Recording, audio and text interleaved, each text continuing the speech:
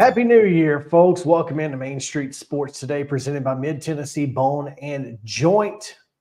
Back with you live from the Lee Company studio for the first time in 2024.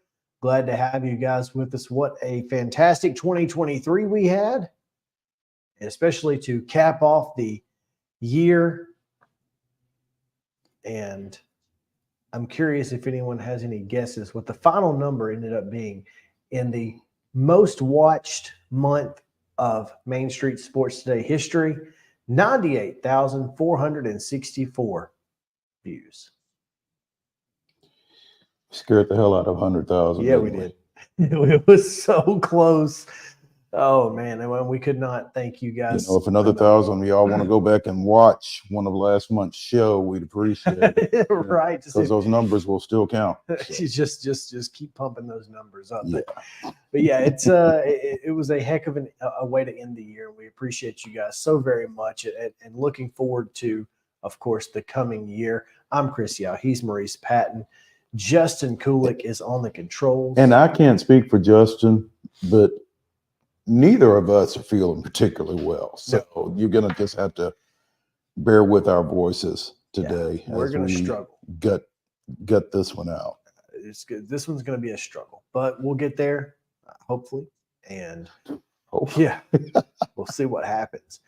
But a good show. Caleb JARREAU is going to join us and talk about that Citrus Bowl win for Tennessee.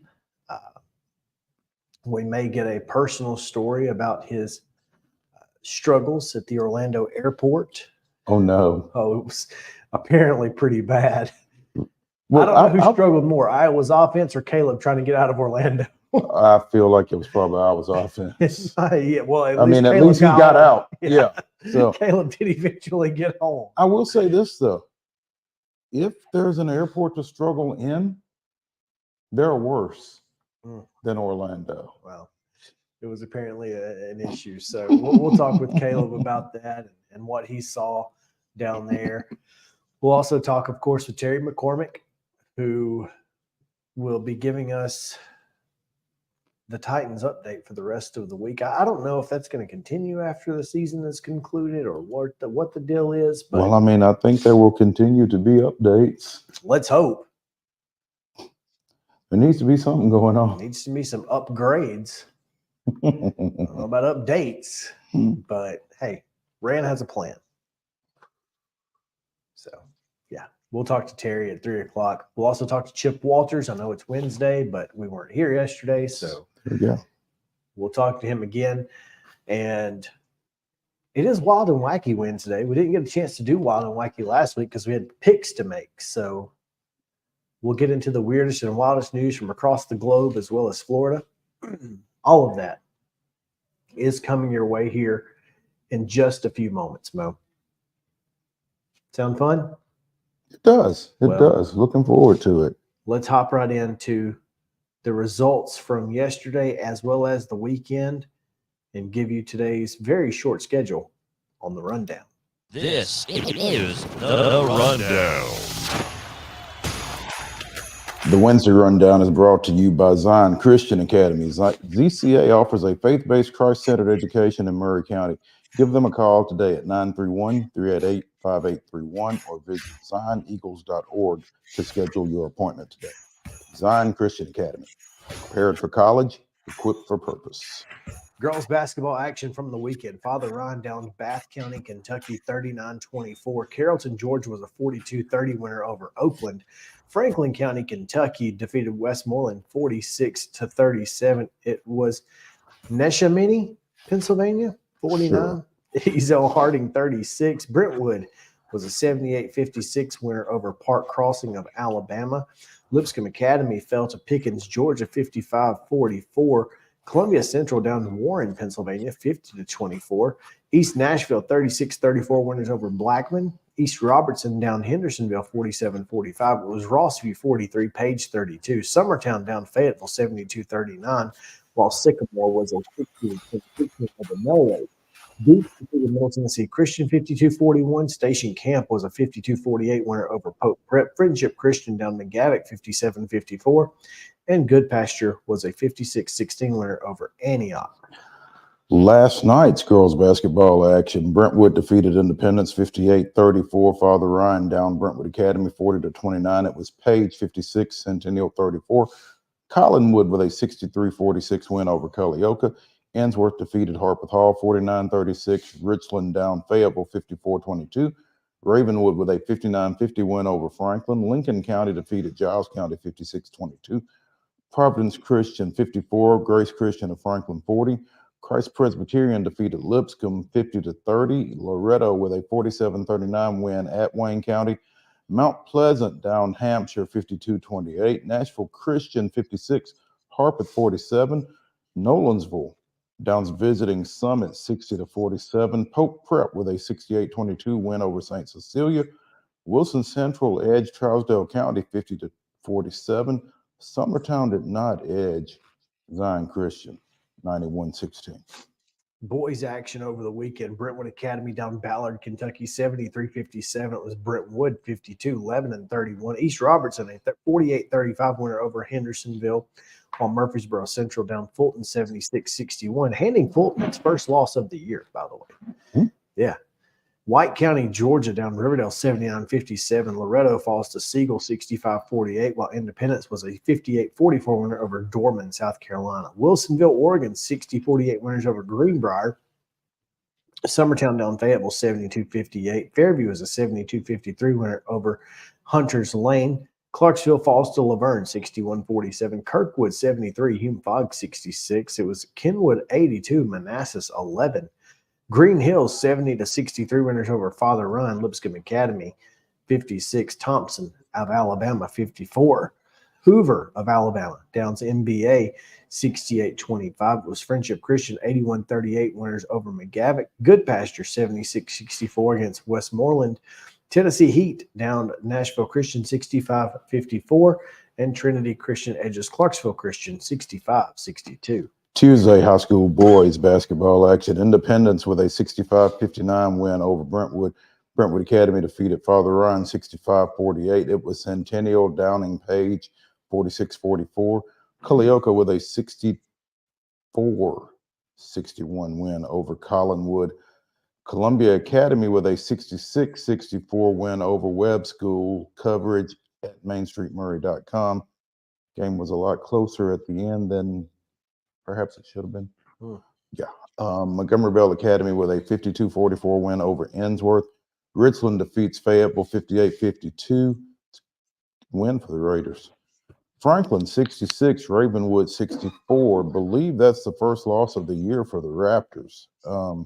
Giles County with a 71-62 win over Lincoln County.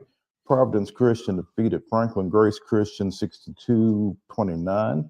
Lead Academy with a 67-46 win over McGavock. Lipscomb Academy defeated Christ Presbyterian Academy 65-49. Loretto with a 69-43 win at Wayne County. Mount Pleasant defeated Hampshire 65-18. Nolensville downs visiting Summit 62-49. Wilson Central with a 72-66 win over Trousdale County.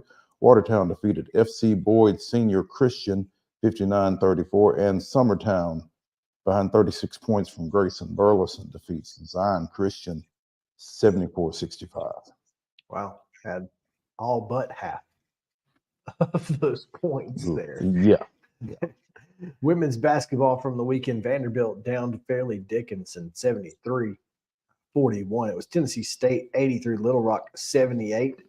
Austin P 53-44 winners over Miami of Ohio. Middle goes out to Grand Canyon, falls 68-59. Belmont a 69-61 winner over Illinois Chicago. Commodore women again winners 80-53 this time over Radford. Tennessee downs Liberty 90-55. Trevecca was an 85-71 winner over Kentucky State. Bryan edges UT Southern 59-56, and then the Lady Skyhawks fall on the road to Faulkner 70-64. Okay. Men's basketball action. Lipscomb going down to Tallahassee, picking off the Seminoles of Florida State 78-75. Murray State with a 75-54 win over Middle Tennessee State. Tennessee State 90, Little Rock 82. Vanderbilt defeated Dartmouth 69-53, just like Joe Sullivan said they would. Memphis 81, Austin Peay 70. Tennessee last night defeated Norfolk State 87-50. It was Southern Illinois defeating visiting Belmont 73-63. And Casey Alexander took that personally. Trevecca with a 92-86 win over Milligan. Jacksonville State 107, Trevecca 67.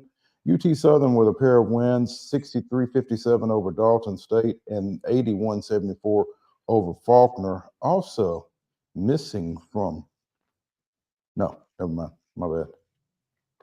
Pay me no attention.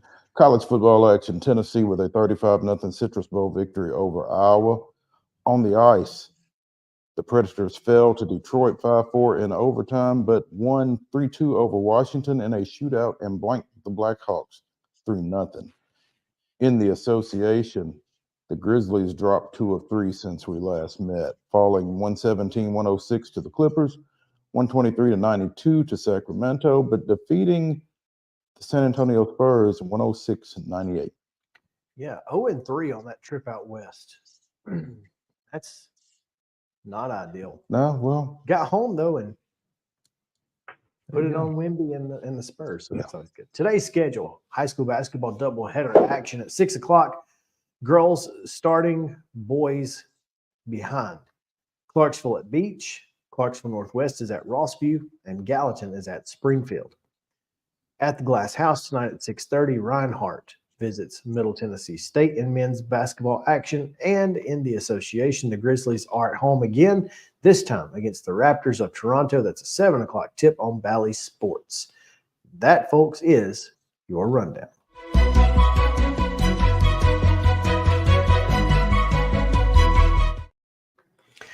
Top story is brought to you by our friends at Piggly Wiggly right here at Neely's Mill Shopping Center in Columbia. We are excited to tell you about their great lunch specials. Of course, you can go up there and get delicious lunch, meat and vegetables, cobblers. Just put it all together however you would like. You can also get fresh hand-cut meats as well as great produce. Again, it's Piggly Wiggly and Neely's Mill Shopping Center here in Columbia. You want to start with coaching news or players? Let's start with players. All right. We have the Tennessee Sports Writers Association's Players of the Week. We do indeed. Carson Newman, junior guard Nick Brennigan, hit 12 of 25 shots from the floor as the Eagles defeated Tennessee Wesleyan on December 19th. And all 12 of those, well, all 25 of those attempts, all 12 of those makes were threes. That's good. Okay. Pretty efficient.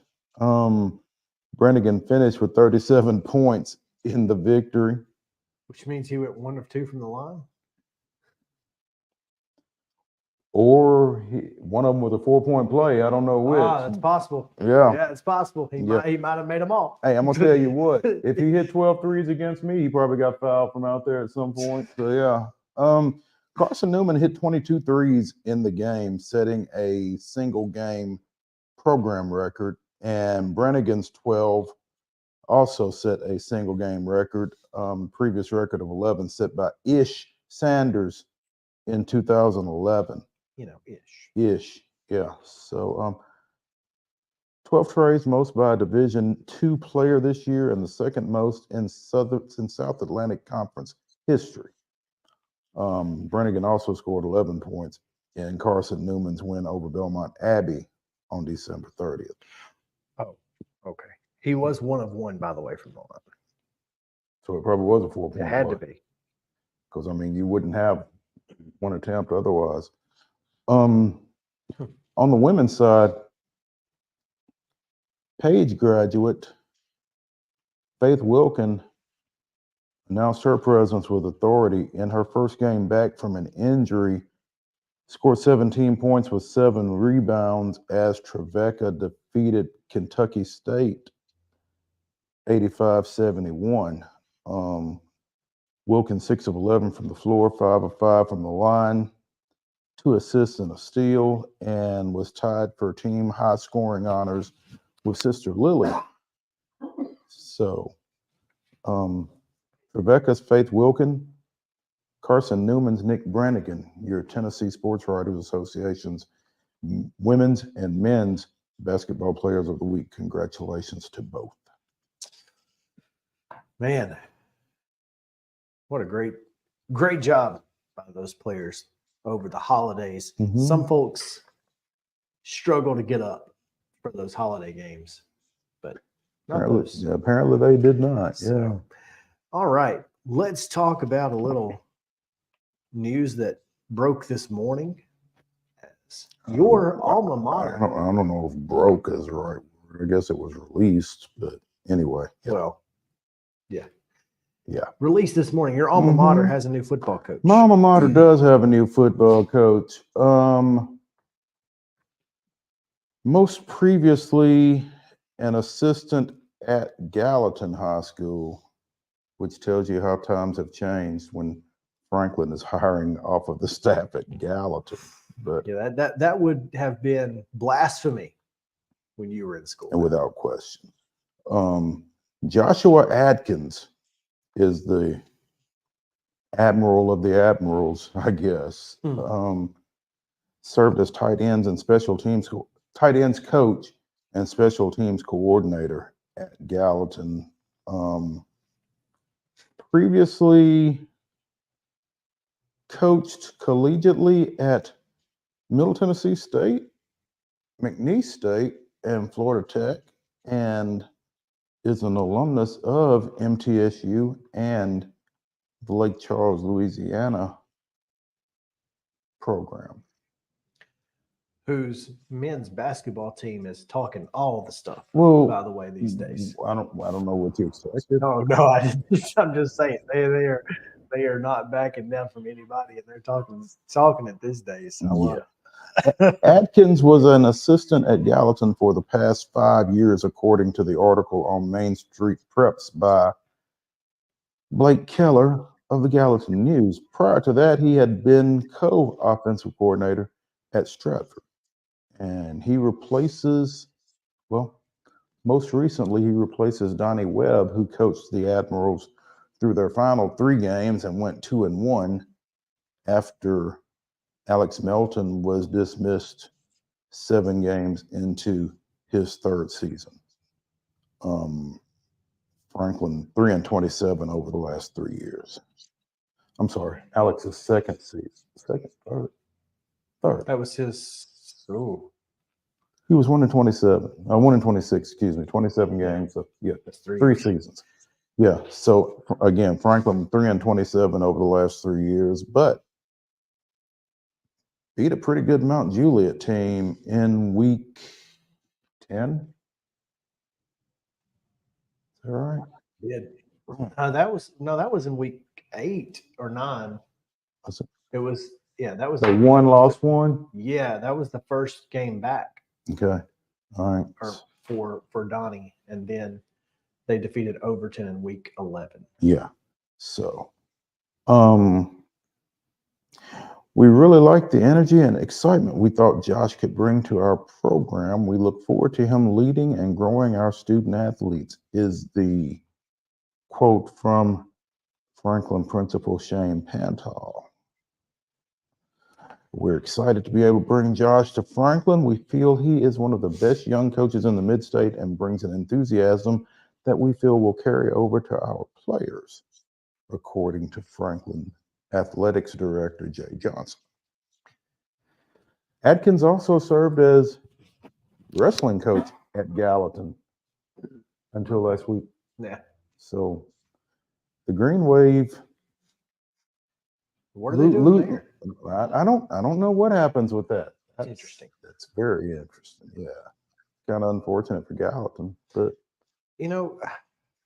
look, I appreciate what Jay said, and probably not wrong. But those are also things that Alex Melton brought. I don't think enthusiasm is what Franklin was lacking. I mean, just,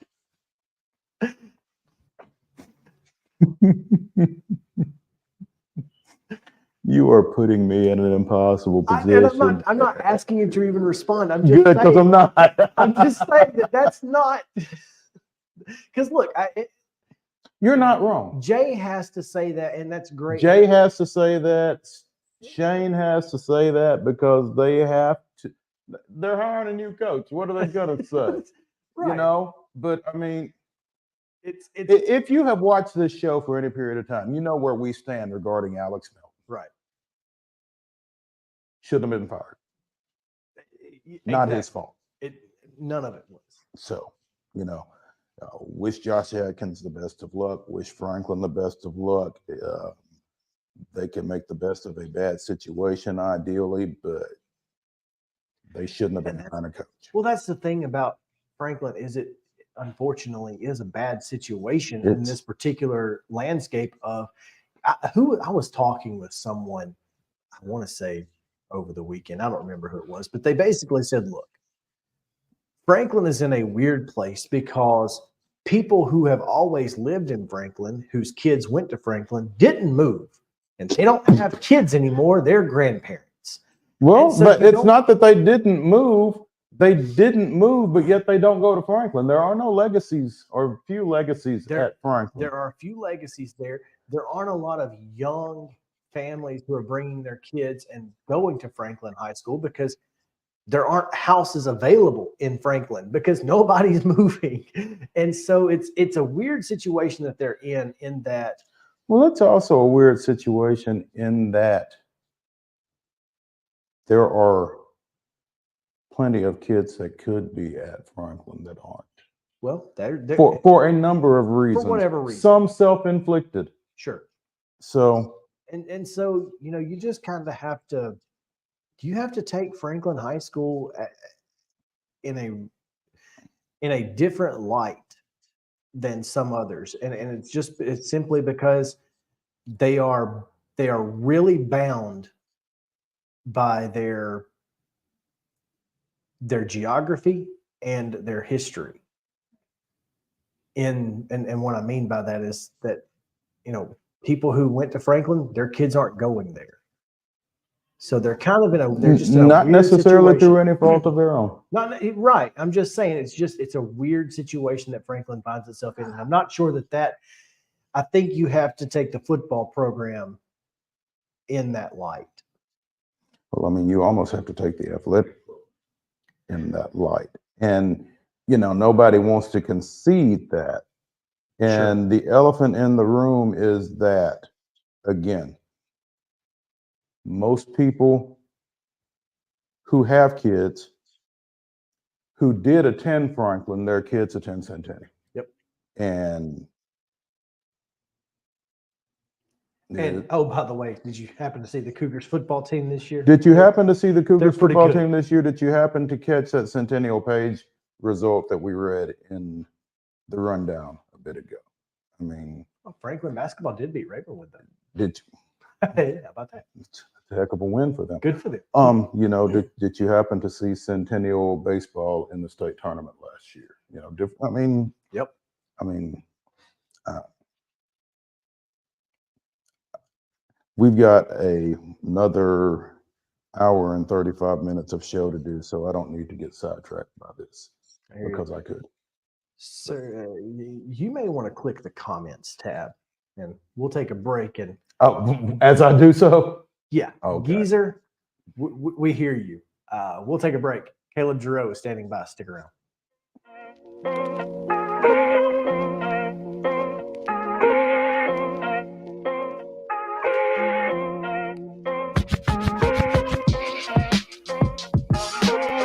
Mid-Tennessee Bone and Joint treats your orthopedic injuries and existing conditions. Our trained physicians will get you back in the game faster. Contact us at 931-381-2663 or www.mtbj.net. With Lee Company technology, the best handymen are hands-off. Lee Company techs have been using visual findings and other smart technology tools for years to add transparency and virtually take customers along. You see what we see. whether we're in a crawl space or on a roof. With Lee Company, technology helps us help you, no matter what's happening in the world or at your house. Jones & Lang Sporting Goods here in Columbia has been outfitting teams, officials, and anybody else from T-ball to college for 50 plus years. Be sure and check them out at 931-388-8060 or online at jonesandlang.com. Jones & Lang Sporting Goods, the look of a winner. Zion Christian Academy, zioneagles.org or 931-388-5731. You can schedule your appointment. Go tour their campus. It is beautiful over there, and you're definitely going to want to see it. Again, it's zioneagles.org. Give them a call, 931-388-5731, and schedule your tour today. Custom Stone Handlers supplies over 600 distributors and suppliers with quality stone products. Along with River Stone, we produce and distribute over 100 building, landscape, and other bulk products. Our goal is to provide quality products, service, and partnerships to ensure our customers' success. We firmly believe that the measure of any person or company is how they treat other people and customers. Give them a call at 931-490-4990 or visit CustomStonehandlers.com. A game without a crowd is just a scrimmage. A performance without an audience is just a rehearsal. Without your presence, high school sports and the performing arts aren't possible. Ensure that these essential extracurricular activities continue to enrich the lives of students in Tennessee. Purchase a ticket to your local high school's game or performance. This message presented by the TSSAA. Mid-Tennessee Bone and Joint has been the official sports medicine provider for Murray County Schools for more than 40 years. We specialize in orthopedic service, and our Ortho Quick Walk-In Clinic lets you bypass the ER. Visit us online at www.mtbj.net.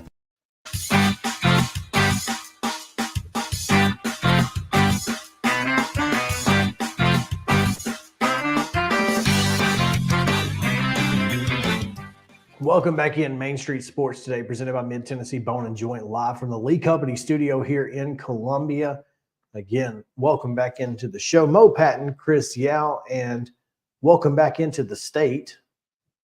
Difficult as it may have been. I need to hear about this. For Caleb JARREAU, but we are glad that you are back, Caleb. And I hear your experience in the Orlando airport wasn't perfect. I need to hear about this. Oh my gosh. So we got to the Orlando airport at 4 a.m. for our 6:30 flight, 6:25 flight, something like that. And the security wait was 2.5 hours.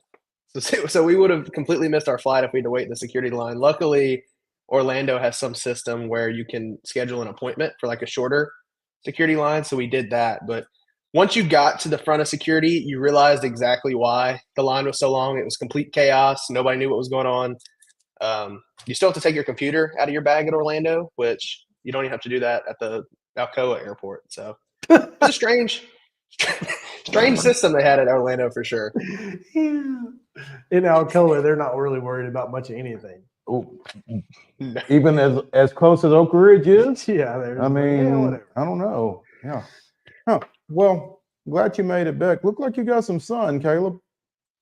It was Orlando, and it was hot. I did not expect that. I did not pack for 80-degree weather. I'll say that much. I had a sweater on with pants, but spent some time on the field. So probably got a little sun. I burn easily, but all in all, pretty good experience. Survived the airport, which I did not realize that would be the hardest part of the day. I thought our 40-minute layover in Charlotte would be more difficult, but just happy to have made it to the gate. And now I'm back in Knoxville. Well, hey, 40 minutes in Charlotte, though, you get to hang out in those rocking chairs over there. That ain't too bad. Yeah, I had to saw the rocking chairs. We didn't spend much time sitting down. We had to hustle. Yeah. Saw some got some rocking chairs in McGee Tyson though. It's always good. I've never flown into there or out of there, so you're not missing much, but there are a couple of rocking chairs, and your computer can stay in your bag. So we've heard. What did you think, Caleb? Well, I thought former 5-star Nico Iamaleava kind of showed why he was a 5-star. Hang on. Stop. Say that one more time. Nico Iamaleava. Oh, he froze. Of course. I was just going to get him to say that, and hopefully we can cut that out and send it to Dave Fleming and Brock Osweiler. Yeah, who were because they just punted on it. You didn't get to hear that, but they just I heard just punted on the last name. I heard the PA and the press box announcer pronounce it every different way, and then finally, 5 or 6 minutes left in the fourth quarter, once Nico's about to get pulled, they finally said it right. They're like, Gaston Moore is in for Nico Iamaleava. And I was like, it took you 3 quarters to get it down, and now he's not even on the field anymore. And now he's gone. Yeah. I mean, imagine his disappointment. I was ready to show off. No, I finally got it right. Yeah. Exactly. The numbers weren't overwhelming, but the efficiency and just, the way he handled everything as a first-time starter has to be encouraging for fans of the team in orange. Yeah, and I think if you watch the tape, it's kind of a more telling of his performance than the stats. I mean, he had one throw where he was rolling out right and then off platform, threaded a needle to get it to Ramel Keaton, who was able to barely get 1 foot in for a first down. So it's throws like that make you realize the potential that Nico Iamaleava has for this offense. And like you said, I mean, the efficiency was good too. I mean, 12 for 19, 151 yards, about 8 yards per pass. So that wasn't terrible. 3 rushing touchdowns and 1 throwing touchdown is good to see. He has a natural pocket presence that most quarterbacks really don't have. I mean, Joe Milton did a lot of things good for the offense and some things bad as well. And I think Nico's pocket presence is already past what Joe Milton's was. I mean, you can just see when Iamaleava's in the pocket, he's stepping forward before the defensive lineman is ever even close to where he is. It's just kind of he has that sixth sense in the pocket, and that's why you see him able to rush so much. I do think coming out of this game to grow for Nico is that 6 sacks is not what you want to take. Yes, Iowa's front was good, but I think that freshman learning curve for a quarterback where in high school he probably could beat a defensive end off the edge and rush for 5.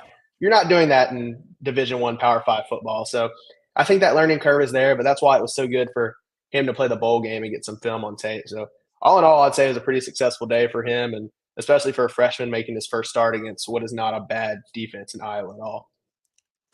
Not a bad defense, but it's not as good as it was cracked up to be either, I don't think. Caleb JARREAU with the Daily Beacon joining us here on Main Street Sports Today, presented by Mid-Tennessee Bone and Joint. And as excited as folks were about Nico Iamaleava's starting debut, they got some more good news here, I guess yesterday, when it was announced that Brew McCoy is going to come back. He immediately becomes wide receiver number 1, right? Yeah, I would figure as much. I mean, you have Squirrel White, who will still remain your slot receiver, but I think Brew McCoy, as long as he returns fully healthy and full go, he will be that number 1 option at wide receiver. And he's a good number 1 option to have at wide receiver. He's a big target, big guy, basically a tight end on the outside. And it kind of makes you wonder with his announcement time if he watched Nico play in the Citrus Bowl. It was like, yeah, I mean, I want to come back and play for that guy. So I'm sure there was a lot more that went into it than that. But assuming Brew McCoy comes back fully healthy, I think that's a big get to keep him in the wide receiver room. And then you pair him with Tulane transfer Chris Brazzell, plus you bring in several good freshmen, plus you return, Caleb Webb, Chaz Nimrod, some of those younger guys as well. So that wide receiver room is turning out to be a lot better, more than likely, as long as everybody stays healthy, than it probably was this year. Dante Thornton will likely return as well. So health is obviously paramount in that room. And then you need to have a guy like Jalen Hyatt was, where everybody's attention can be focused on one wide receiver, just how everybody was focused on Jalen Hyatt. And then you have those other receivers or even running backs who can get open and make some space. I don't think you had that as much this year. I don't even think after Brew McCoy got injured that you had a true wide receiver 1 you could rely on. So I think that's going to be the biggest growth next year, is giving Nico Iamaleava options to throw to, because we saw in the Citrus Bowl that even if he's out of the pocket running, he can get it to those options. They just have to be there for him to throw to. And it's funny, for all of the options that you mentioned at wide receiver, none of them was Mike Matthews, the 5-star out of Georgia. Yeah, I mean, the room is deep. I mean, even Mike Matthews is obviously the headliner for the class, but Braylon Staley out of South Carolina is another guy that I feel like people aren't paying as much attention to at wide receiver. South Carolina wanted him a lot down the stretch, making him home visits, talking to him a lot, and he stayed committed to Tennessee, and that's another guy who I think could make an impact. But the difference now is we're talking about a lot of names in the wide receiver room. You have options. This year it felt like we were just trying to Tennessee and we're just trying to find somebody to fill in those gaps. Now it feels like you have options to fill in those gaps to where if somebody isn't working or having a bad day, you can throw somebody out there. I mean, even we saw it in the Citrus Bowl. Ramel Keaton, who's been at Tennessee 5 years, he's a veteran wide receiver, dropped a ball over the middle that would have padded Imaliava's stats a little more. Nico threw a beautiful running on a touchdown pass. Yeah, threw a beautiful deep ball to the pylon, and it was probably a little harder to see on TV, but in person, I mean, Ramel was wide open. If he just kept running, that's like a toe tap or even a dive at the pylon for a touchdown. And, I mean, the ball was on the money, and he just stopped running. So next year, the biggest jump for this offense has to be in that wide receiver room to get some guys for him to throw to, because what's the use of having a 5-star quarterback if he's not going to have receivers to throw to? That's exactly right. You know, this is exciting offensively, but if they can't get on the field as wide receivers, can any of them play defensive back? Because we're going to need some. Yes, isn't that the truth? I mean, luckily, I think with Gabe Judulali declaring for the draft, you're at 7 defensive backs gone. But we saw in the Citrus Bowl, maybe that's for the better. Like, Iowa's pass attack is nothing to go brag about. But still, they held them to 60 yards through the air the whole day. So with a pick from Andre Turrentine, who hasn't played a lot, he's getting his first chance at quality reps. He'll probably be a starter next year, the way the room is working. Jordan Thomas got a lot of run at the star position when they did go into the nickel defense. So I think there's a lot of new guys that are needed to step up in the secondary, a lot of new faces. And maybe that's for the better to just have an overhauled the secondary and try to get some new guys in there. You bring in 2 players from the transfer portal, Jermod McCoy from Oregon State, Jacoby Thomas from Middle Tennessee, MTSU. So you bring in 2 guys that are expected to make an impact. They probably will. You have some freshmen who can make an impact. Boo Carter out of I guess he finished his career at Bradley Central. He can make an impact in that secondary as well. So Caleb Beasley from the Nashville area in the DB room. Lots of guys, once again, options at the defensive back room. The difference between the wide receivers and defensive backs is not a lot of guys who are proven to be options. So they'll need some people to step up and make something happen in that secondary for sure. So is Boo projecting on the defensive side of the ball then? I think more than likely Tennessee will move him to more of like that nickelback star type role, which for them has consistently been a larger defensive back or basically a larger cornerback. So I think he'll probably project there. I have heard from some people that they want to try him maybe at kick returner and punt returner as well, because the trend seems to be, from looking at his high school film, is that he was really good with the ball in his hands. Mm-hmm. Just the route running and the wide receiver skills were not as refined. So putting him at kick returner, punt returner gives you the option to get the ball in his hands and let him go to work without having to worry about, maybe his route running isn't good. And then the defensive back secondary, he's got instincts from high school that you can see on tape that'll probably make him fit pretty good in the secondary that'll need a lot of help. Sounds kind of Dale Carter-ish. Not to put any pressure on him. But. Yeah, I mean, that secondary has a lot of pressure. I don't know. I get if you want to call it pressure. There's not really. It wasn't really good before, and now the expectations are a lot lower because you have a ton of new guys. So call it pressure or no pressure, I'm not sure. All I know is that you need a lot of guys to step up, and we saw Ricky Gibson during the Citrus Bowl. He got a lot of run at safety, so he's a guy they're high on. Christian Harrison played a little bit, so there's a lot of faces. It's going to be about putting the pieces together, and I don't know if we'll find out what the pieces will be until really spring ball. Speaking of pressure, the best way to alleviate issues in the defensive back is to get home. And so obviously that's what this front 7 is going to be kind of focused on doing. Is this front 7 going to be going forward what we've expected out of the last couple of years, because this Tennessee front seven the last 2 years have been phenomenal. Yeah, I think you bring a lot of guys back. James Pierce in particular played great, and you look at his instincts. I mean, a pick six for a defensive end, which also says something. Also says something about Iowa's offense. But they said that the play was something they saw in film, that when they lined up in that formation, 9 times out of 10 they were throwing a bootleg to the tight end. So Pierce decides to drop back into the flat, and when you look on the camera angle from Deacon Hill's point of view, Iowa's quarterback, I'm really not sure how he even saw his tight end. He just threw the ball, hit James Pierce in the chest, and James Pierce took it for 6. So he's going into his junior year after a season where he had the most sacks since Derek Barnett, I think in 2016, 13, 14, 15, a long time ago for that defensive front. So he's a guy that will need to make an impact. And then on the other side, Tyree West stepped up in the Citrus Bowl when his name was called, with Tyler Barron now transferring to Ole Miss. And he made an impact on the other end. You still have Joshua Josephs floating around. He can fit in and rotate in the defensive front. Bringing Amari Thomas back is massive. While maybe the stats don't jump off the page, his leadership on the defensive line for some of those younger guys who want to pin their ears back and rush, like a James Pierce or Tyree West, having him in the center to kind of point everybody where to go is massive. You assume Omar Norman Lott at this point is back next year.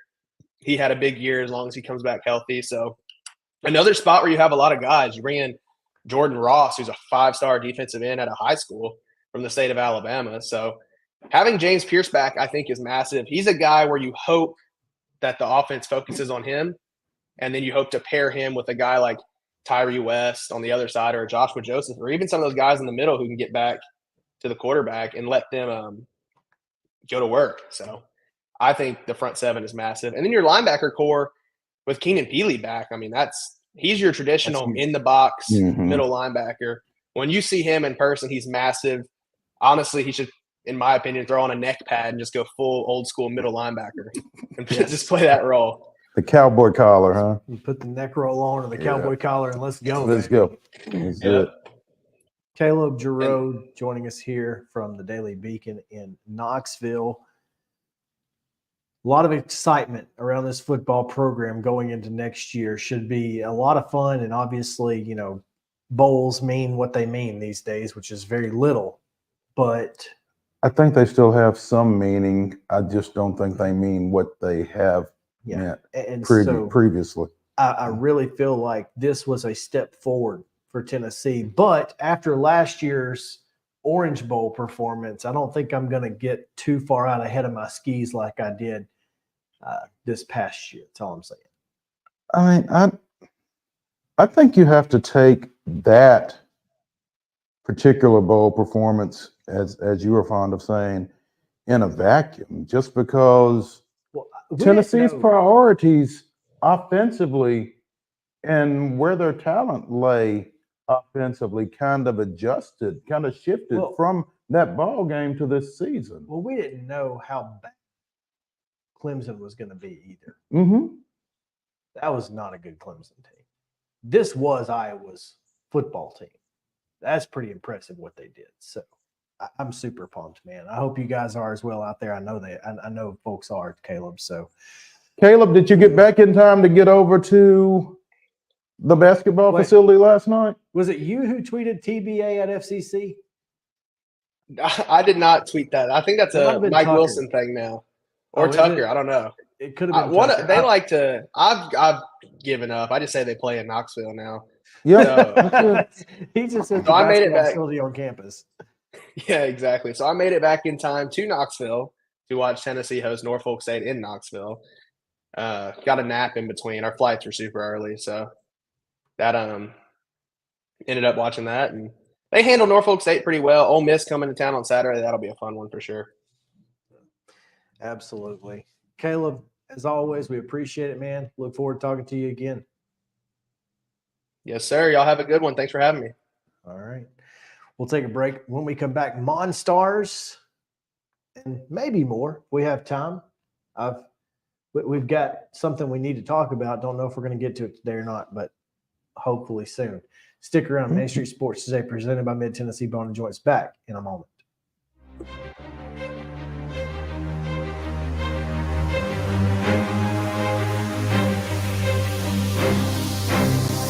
Mid-Tennessee Bone and Joint treats your orthopedic injuries and existing conditions. Our trained physicians will get you back in the game faster. Contact us at 931-381-2663 or www.mtbj.net.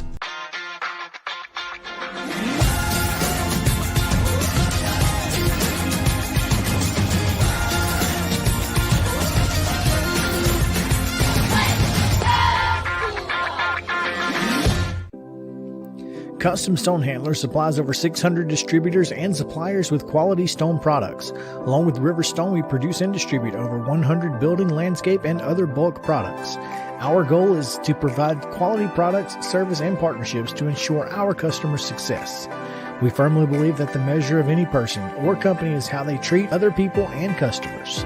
Give them a call at 931-490-4990 or visit CustomStonehandlers.com. A game without a crowd is just a scrimmage. A performance without an audience is just a rehearsal. Without your presence, high school sports and the performing arts aren't possible. Ensure that these essential extracurricular activities continue to enrich the lives of students in Tennessee. Purchase a ticket to your local high school's game or performance. This message presented by the TSSAA.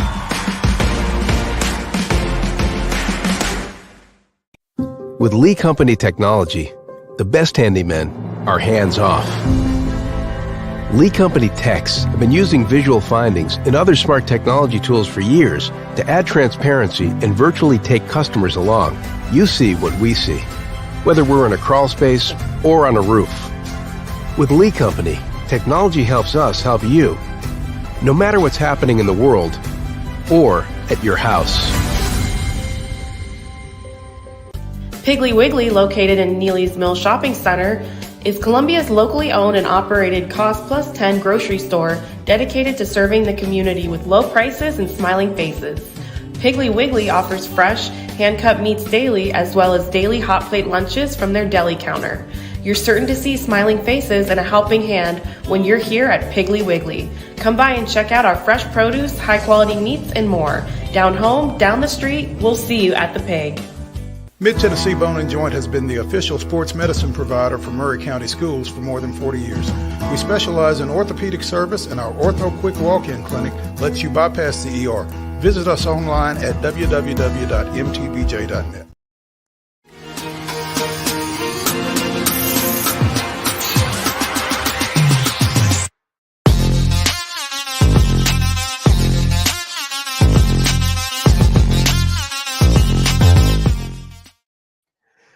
Oh, welcome back in Main Street Sports Today, presented by Mid-Tennessee Bone and Joints, the Monday Mirror here on Main Street Sports Today. I'm Chris Yao. He's Maurice Patton, and this is the MON-STARS edition of the show. Looking forward to this one here because there are some big-time performances that we need to acknowledge, Mo. This could be fun. No. All right. I will kick us off here. Kick us off. Kind of hard not to say CD Lamb, right? Yeah. If you watch that game. 13 catches, 227, touchdown, 1 carry for 5 yards, but he did have a fumble lost. That cost them a touchdown. Fumble it through the end zone for a touchback. Oh, yeah, that's tough. Yes. But yeah, so CD Lamb, my first MON-STAR. Your first MON-STAR. Okay. I'm going to go with a freshly minted MON-STAR. Culleoka's Dalton Owens, excuse me. Dalton Owens scored 30 points last night as Culleoka went over to Collinwood and picked up a 64-61 victory to open 2024. Big win for the Blue Warriors, Warrior Devils, Devil Warriors. Depends on. Well, they were on the road, so they were. So they were Warriors. They were Warriors there. They were Warriors last night. Yeah. Okay. All right. So Justin, I'm gonna go with probably this year's NFL MVP, Lamar Jackson, 5 TDs, 35 yards rushing, but he's just a running back. yeah. 18 of 21. Yeah, just a running back. MON-STAR number 2 for me, we head down to the Donald L. Tucker Center in Tallahassee, Florida. Will Pruitt leads Lipscomb with 24 points and 7 boards. 78-75 the win for the Bisons with an S. With an S. And had to hold on late, leading by 15 at the break. But Will Pruitt, man, has been a massive, massive part of this Lipscomb basketball team in 2023 going into now 2024. And what a great performance he had down in Tallahassee.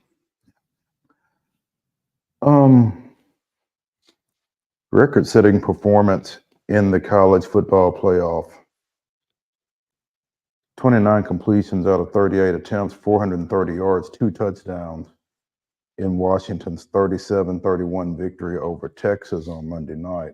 Michael Penix Jr. did not win the Heisman, but I think he's okay. Yeah. Justin? Yeah. My that was going to be mine, but I got another one. Well, that's okay because you took mine when you took Lamar, so we're even. Yeah. I'm going to go with Blake Corum. Obviously, he's been good all year, and he's a fantastic running back. But that one run to get the OT win or score, unbelievable. That'll be on highlights forever. Yeah. Yeah. All right. I'm cheating because, that's what I do. How about the Memphis Tigers defense? Held Iowa State to a grand total of 0 rushing yards. 0. You understand? They did not gain a yard. And they will forever remember the night they played the Tigers. There you go. As the Liberty Bowl goes to Memphis 36-26. Nice. My number 3 MON-STAR had another double-double last night. Another one? Another one. Jeremy Jackson, 25 points, 10 boards as Columbia Academy defeated Webb for the first time in 4 tries, 66-64. Now, the first time in 4 tries. Among those previous 3 losses was a 4 overtime loss. So kind of got to stick a little bit of an asterisk on that. But Jeremy Jackson Jr., the Columbia Academy Junior, continuing to have a stellar season for the Bulldogs, and hopefully the ankle injury that he suffered late last night won't hamper him too severely going forward. Yeah. So. Justin? I'm going to go with Joe Flacco.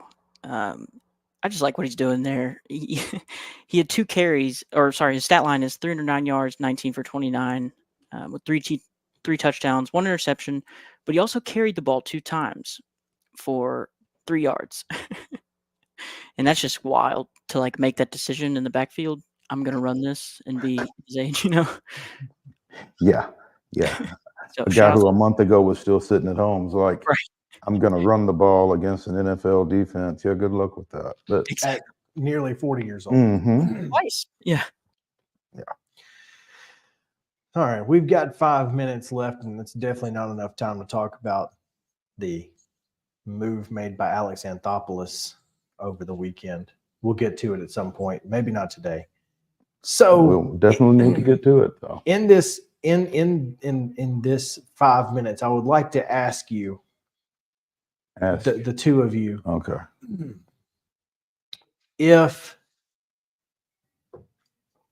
what is the best thing that you can have dumped on you as a coach after a bowl game, and what is the worst thing? The worst thing is mayonnaise. Is it? Is eggnog not worse? Ooh. From the Holiday Bowl? Ooh. Gatorade with sugar would suck, even though that's pretty common. Mayonnaise and eggnog are bad, yeah. 1 and 1A. I never even thought about eggnog, but I mean, oh my God. What about a That cool? ma- I think the eggnog will be easier to If you- get off Yeah, maybe. just because it's not as thick and gloppy and gloopy, you know? I mean, that mayonnaise, you're gonna have to be steam cleaned after that. I mean, What about thing? Is this fixed? Like, are we going off based on what coaches have been? Yeah, so like Oh, okay. obviously Duke's mayonnaise, the eggnog from the Holiday Bowl, but the two best are the Frosted Flakes and the Cheez-Its. I mean, oh, you can get those absolutely. off easy. Yeah, you can just It's all day. you just shake it off, and go. as somebody would say. I guess Taylor Swift and football go hand in hand. These Or Pop days. Tarts. Okay, Pop Tarts might get a little heavy. I'm a little upset about the Pop Tart. I thought they were actually going to eat the mascot. They did not. It was just like that. It was like they took the mascot and there was a big Pop Tart cake, basically. Mhm. Like, come on. I thought like you could just go around and break it snap off, some off. break it off, break them off. Yeah. I mean, I don't know. But yeah, I mean, When the Cheez-Its and the Frosted Flakes. when I saw Heupel get doused by the Cheez-Its, I was like, oh, that was easy. all right. I could take that. Well, it's tougher for whoever's got to sweep that stuff up. That was what I was thinking, though. What happens then? You know, because you got to vacuum that up or sweep it up or rake it up or something. And on these turf fields, you can't vacuum, I don't guess, because you'd be vacuuming up the stuff off. Well, they probably re-spread that I guess it's stuff possible. though too. Yeah, I guess that's possible. So yeah, But they yeah, probably spread that stuff pretty regularly, actually. yeah. they So might. yeah, you probably could just vacuum it up. And Get you a then- shop vac. And then Marcus, well, this is completely off the subject, but apparently the Friday before Christmas, someone walked out of this building with a shop vac. And so maybe that's So that's a sore subject. then, yeah, huh? yeah. You might be careful Don't saying say get you a shop vac. shop vac around here right Oh. now. My bad. I didn't know. But yeah, and then Marcus Freeman with the Tony the Tiger's Frosted Flakes, you're just like, okay, whatever. No. It is what it is. You might get some Frosted Flakes down your neck or something. Yeah, like, that's but not even that again, big of a deal. that's- You just shake it out. Good to go. But that mayo. No, thank you. Oh, Anyway, I wish somebody would. No. no. I think I texted you that actually, that Mac Brown wasn't terribly disappointed about losing the Duke's Mayo Bowl because at least he didn't have to deal with getting mayo dumped on him. Exactly. And he's avoided it 2 out of 3 times now. It's method to Max Madness. Yeah. He's like, listen, bowl games don't mean anything, and I don't have to get doused with mayonnaise. One time was enough. No I'm good. loss. I'm good. Yep. All right. Let's take a break. When we come back, Terry McCormick has our daily Titans update. So stick around.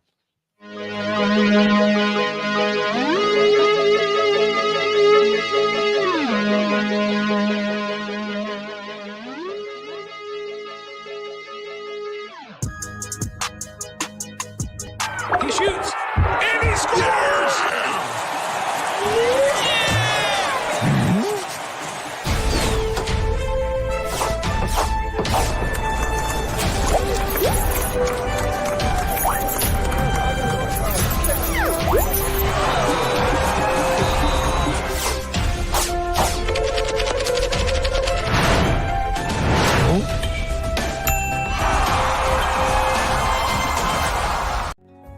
Since 1975, Mid-Tennessee Bone and Joint Clinic has treated the orthopedic needs of Middle Tennessee residents. The trained physicians provide surgical options and minimally invasive options to treat all orthopedic needs. The walk-in clinic, OrthoQuick, helps you bypass the ER while treating sports injuries and acute needs Monday through Saturday. Visit MTBJ online at mtbj.net or on social media at Mid-Tennessee Bone Joint Clinic.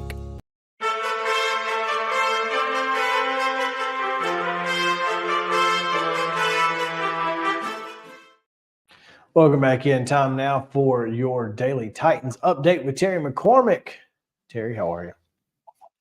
Doing good, guys. It is your Daily Titans report, and as always, it's brought to you by Zen Sports. Well, I asked Mike Vrabel today about the persistent rumors of a rift between him and Rand Carthon and this scuttlebutt from outside Nashville that continually speculates about him leaving and being the coach of the Patriots or not being happy here and all that. And his response was somewhat predictable, but also pretty telling. He said that he looks forward to being here and he wants to work and rebuild this team, get it to a championship caliber level. And he expects to do that with Rand Carthon and the two assistant general managers and the players and staff. So sounds like Vrabel's staying, as we all suspected was the case anyway. Scuttlebutt. I mean, that strikes me, Terry, as a pretty solid response because there's a lot of things that he could have said and said nothing, and that doesn't sound like a nothing response to me. No, I agree with you. I think that puts him solidly as the face of the organization going forward. And right now, that's not a good thing because of the predicament that the team's in at 5-11 and struggling to go along and finishing out kind of limping into 2024. But it does say that he is committed to getting this thing back on track and knows that he's going to have some help from the front office to be able to do that.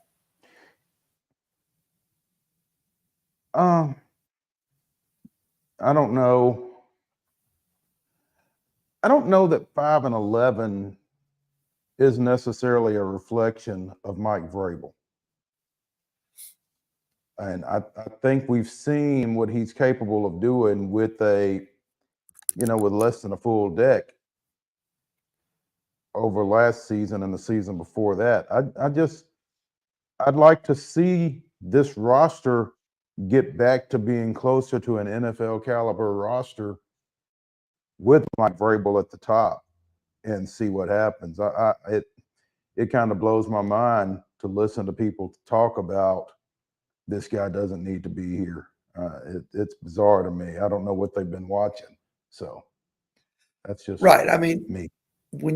When you look at this team and the way it is right now, and I'm not going to completely absolve Mike Vrabel of every thing that has happened that's caused this thing to crater like it did. I mean, because John Robinson may have made the picks, but Mike Vrabel had a hand in some of those, and it's his and the staff's job to develop some of these guys as best he can. So he does have some culpability here, but I agree with you.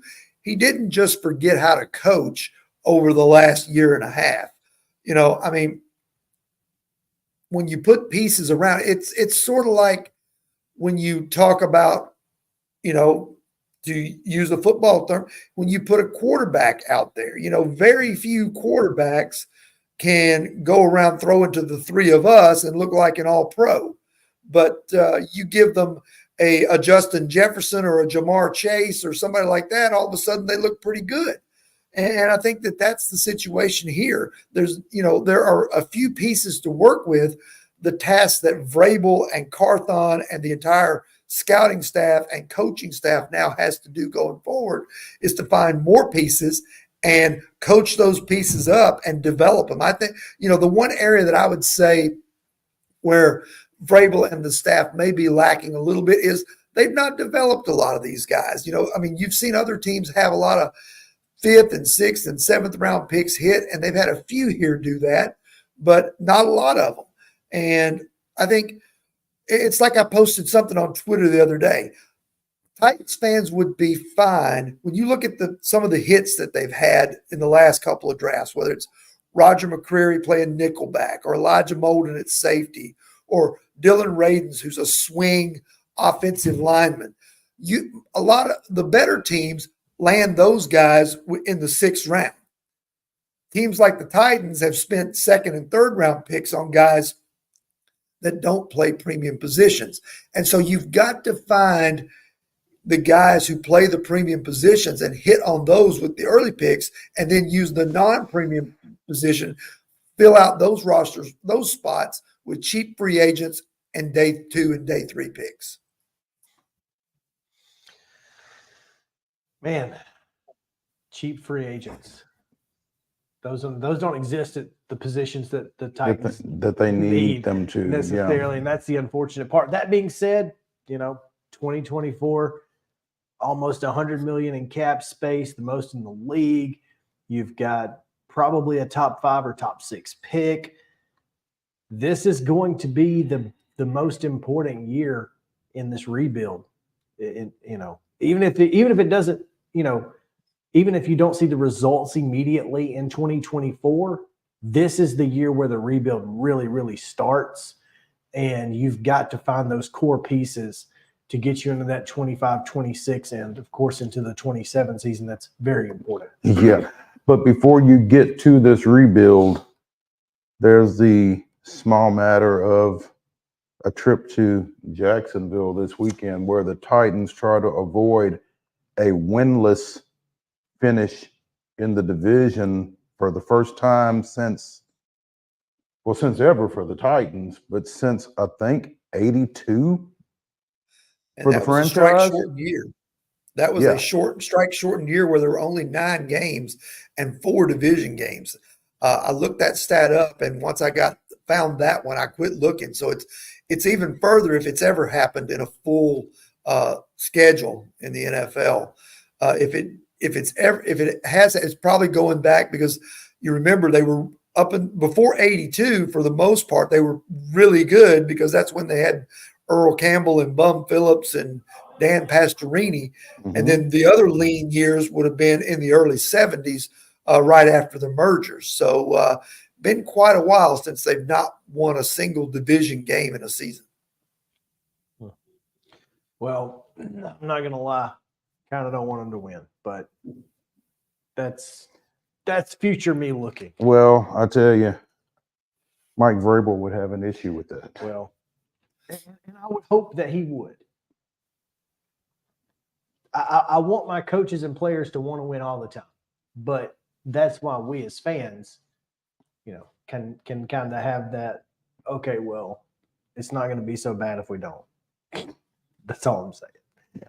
So, Terry, tell us about Zen Sports. The new sports betting app exclusively in Tennessee the last few months, and I'm excited to share with you some big news. Now, when you sign up for a Zen Sports account, you will receive up to a $1,000 no-danger first wager. That's right. When you place your first bet in Zen Sports with up to plus 500 odds, you can be reimbursed for the amount of your bet up to a $1,000 maximum within 24 hours if the bet loses. And there's more good news. Zen Sports is rolling out its brand new VIP rewards program.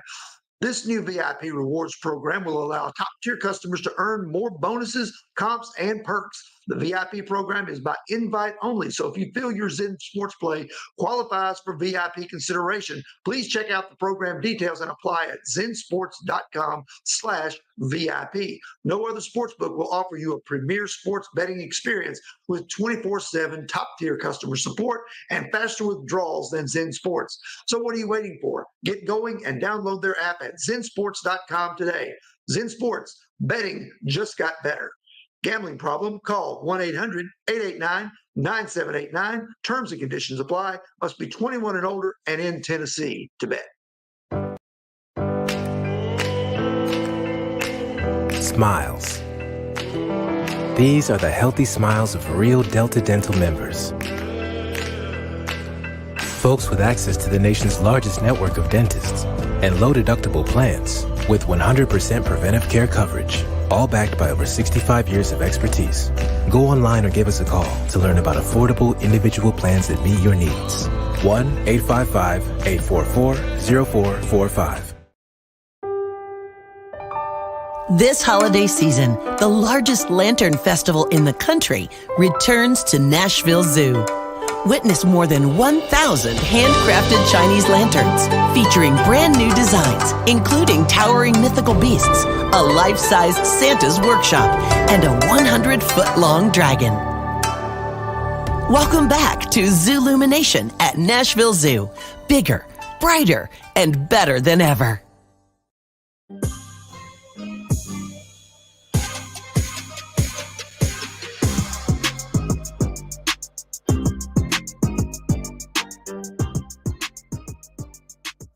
Welcome back in Main Street Sports Today, presented by Mid-Tennessee Bone and Joint. Chris Yao, Maurice Patton, coming to you live from the Lee Company Studio in 2024. Glad to have you guys with us.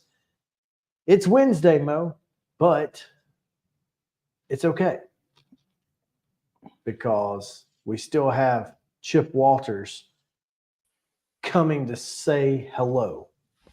Hello. See, told you. Makes it seem like Tuesday, which makes it feel like your week is going to be actually longer than it is. So when Friday gets here, it'll be even better. Sure. So. Yeah. Chip, thanks for joining us as you do every week, regardless of the day. Sounds like the roundtable was good today. It was. I do the weekly show on WGNS every Wednesday morning at 9, and we were able to work Coach Derek Mason in. He actually moved a staff meeting by 30 minutes to give us about 35 minutes of time today, and is it very much like his career at Middle so far. Which has been a lot of stuff in a short amount of time. We tried to cover a lot of different topics in a short amount of time. Everything from the recruiting class to putting his staff together, to how he spent Christmas, and to what was appealing about the Middle Tennessee job. And I thought he really good answers. And I tell you, maybe the most impressive answer I thought he gave was, he said that I asked him how he spent Christmas. He goes, by turning my phone off and putting on my Christmas pajamas and enjoying it with my family. I thought, well, that's what I wanted to hear right there. And but yeah, he's really an engaging guy, as you all know, and he so far he's hit a lot of the right buttons. Man, I mean, he's just a guy that you enjoy being around, I feel like. And well, and I, when he was at Vanderbilt, I did not have that opportunity. Obviously, I had things going on here, and but everybody that I've talked to that worked with him in a professional manner, and as I told him this morning, I said, when I heard you were going to get the job, my first phone call was to Joe Fisher, who did the games at Vandy during Derek's time, and everything that Joe told me, it was stuff that I would be looking forward to, and so when I told him that, he got a nice grin and all of that. But he also had some really interesting comments when we were talking about his staff. He went into great detail about the ones he has hired already, but he really gave a great deal of kudos to the holdovers on the staff, in particular going into the recruiting, because signing day came very quickly, and the work that they did, and he talked about everybody from Mitch Stewart to Mike Polly to Dustin Royson to Brent Stockstill to Jeff Beckles, those who are remaining on the staff, and some may still have the opportunity to be part of the new staff. He was highly complimentary of their professionalism and how they went about their business, and that, I think, that says a lot about those guys, and also they're in a daily job interview as well. So I was really, I was kind of interested to hear what he had to say about that, and impressed with the answer. Chip, he's living in Nashville. Is that right? Yes. I think he still has a home in the Brentwood area. Is it okay? It's not easy to get from Nashville to Murfreesboro on I-24 these Hey, days. I mean, you is know, he looking at? Is he going to choose Pitt? I don't know that, that is always an option. I just want you to know that is always an option out there. But I think that is, I'm not sure that decision's been made yet of if or when he's going to move to Murfreesboro. I hope to be part of that conversation when he does. We'll see. How's that? Is that politically correct enough? It was politically correct enough. I think you could have been a little stronger, but I mean, you could a little stronger on that elevator pitch there. Yeah. You need to work on that a little bit. But keep shifting gears because I mean, until the next signing day and the next, staff announcements, and we're kind of in a holding pattern, I guess, as far as football goes. A tough loss for the Lady Raiders out at Grand Canyon to close out 23, but I'm sure that they will bounce back. Well, yeah, in physical ball game. Matter of fact, my Dick Palmer was joined me on this morning, and we were talking about that. And we've that's a team that Liberty had played them earlier in Lynchburg, and that was all part of the Conference USA WAC challenge, which the conference office does not want us to call it that. But anyway, so we're going to call it that. What do they want you to call it? The Conference USA WAC Scheduling Initiative. How about that? Well, that's no.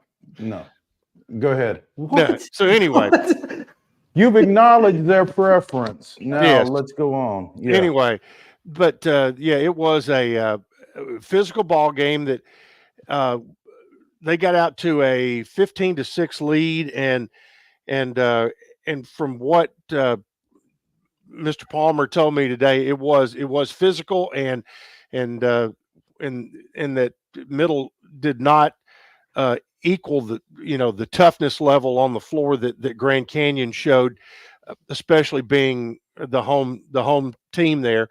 And so now they practiced. They were practicing this morning. As a matter of fact, when I was over talking to Derek, they went early here for a couple of days, especially because the men have a home game tonight, and so they were working on that and getting ready for Louisiana Tech, because it will be it's not an easy road trip that they're going to have next week to start conference play.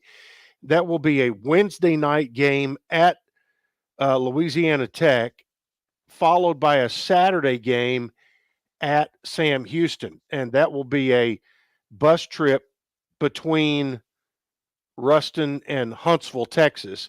And again, you're playing a Tuesday night or a Wednesday night, and then traveling on Thursday, and getting ready for a Saturday afternoon game, and then coming home after that, hoping to get a flight out of Houston.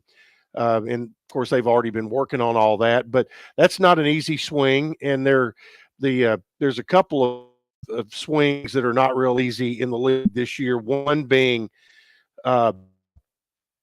Liberty and FIU. That is a Saturday swing that comes up later in the season for both the men's and women's team. But they are now 10-4, and getting ready to go into the conference race. And they've got a lot of things going for them. This week will also give them an opportunity to get any bumps and bruises. They haven't had any major injuries outside that. I mean, anything that's happened during the season. Of course, they had lost a guard earlier before the year that kind of thinned the point guard rollout just a little bit, but still, they'll have those two next week, and at that same point, Middle's men will be at home against those same two teams, but on Thursday and Saturday. But again, the final non-conference is tonight against Reinhardt out of Georgia. And they played, Reinhardt actually played a game last night, believe it or not.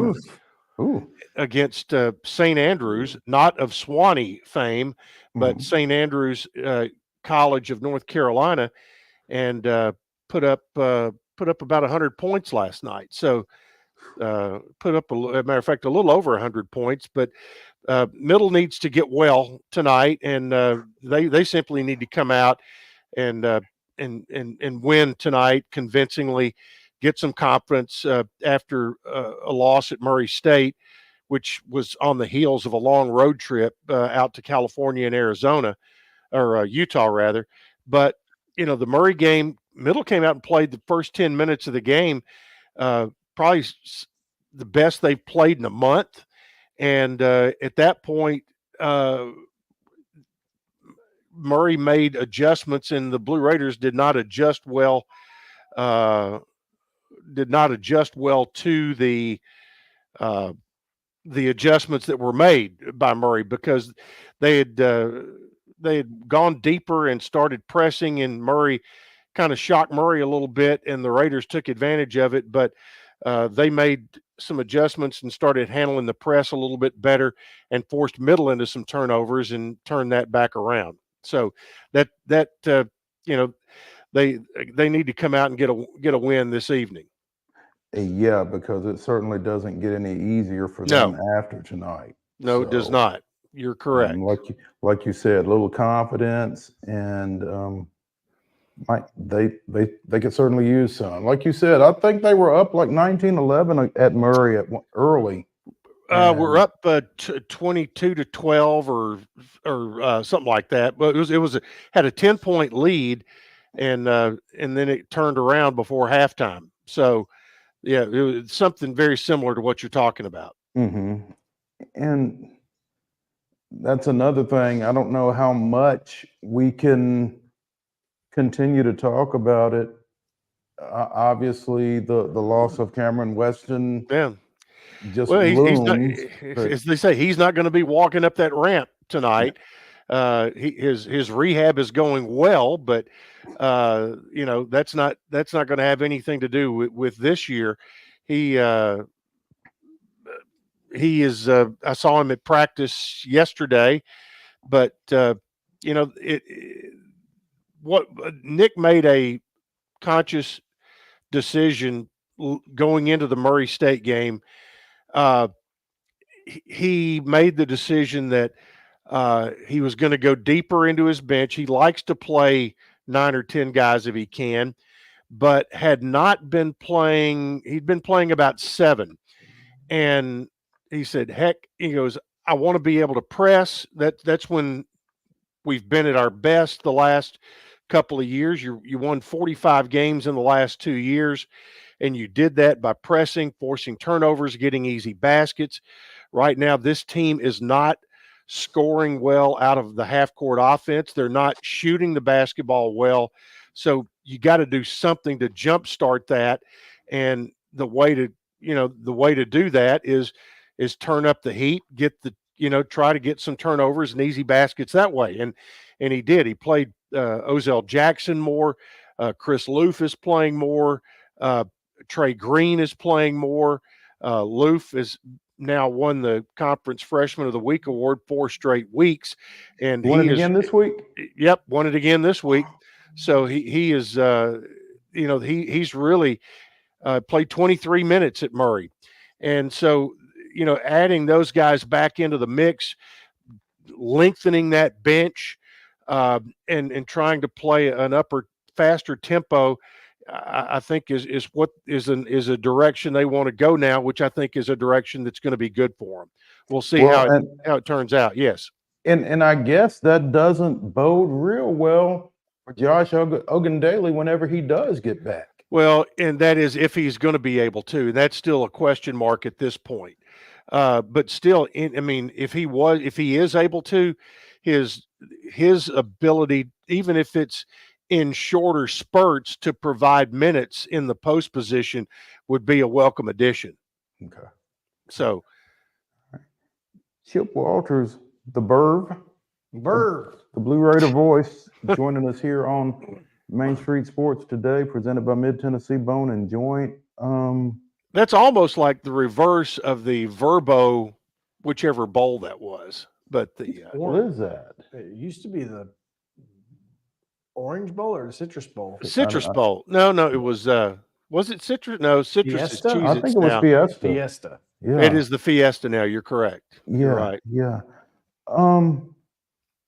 Chip, we've talked about stuff kind of on the horizon for the Blue Raiders and Lady Raiders. What's a little farther off? I think Groundhog Day, exactly. And coming up, and it will be on Groundhog Day this year, February 2nd, which is a Friday.